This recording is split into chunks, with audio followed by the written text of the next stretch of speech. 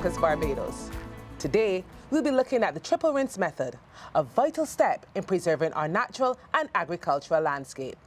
Today, we have with us the Registrar of Pesticides at the Ministry of Agriculture, Food and Nutritional Security, Ginia Oxley, who'll be telling us all we need to know about the triple rinse technique.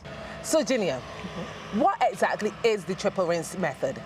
The triple rinse method is a method utilized by individuals who have used pesticides that they've bought, and they're at the very last bit of the pesticide.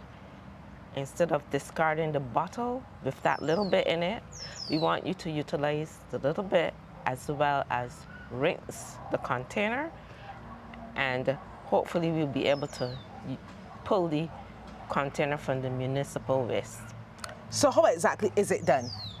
First of all, we want you to read the label.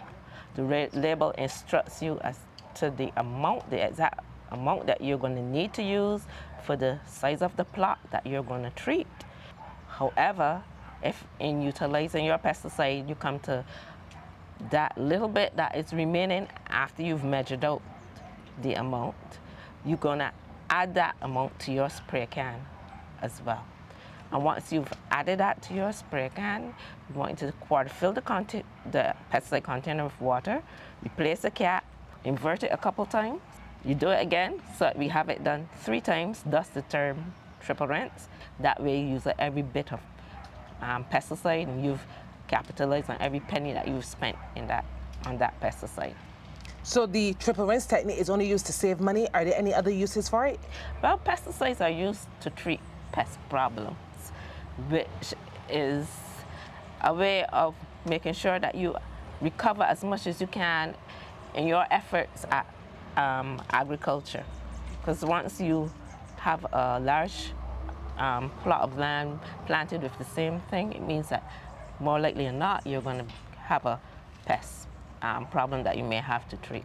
But along with that, we see that persons that as they use the pesticides, number one, they're mixing it in the field, and they're not mixing it with PPE, personal protective equipment, which you should be doing when you're mixing your pesticide.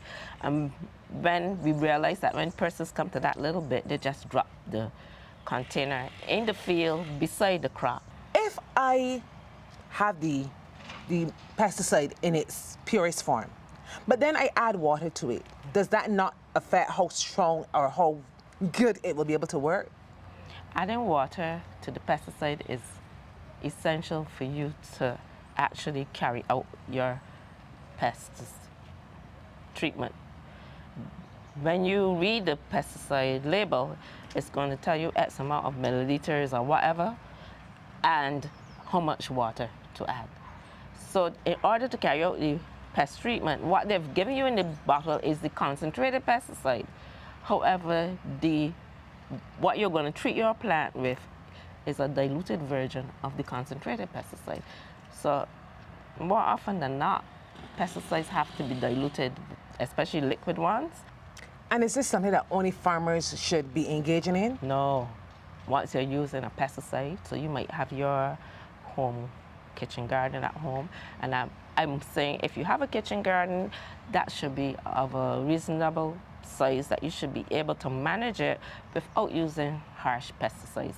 So I'm encouraging you, look for your pests, pick them off the plant with your hands, or sometimes you come across methods that you can source online that use things like neem leaves soaked in water or garlic out there. If you need more information on those types of things, you can also engage the Ministry of Agriculture a call.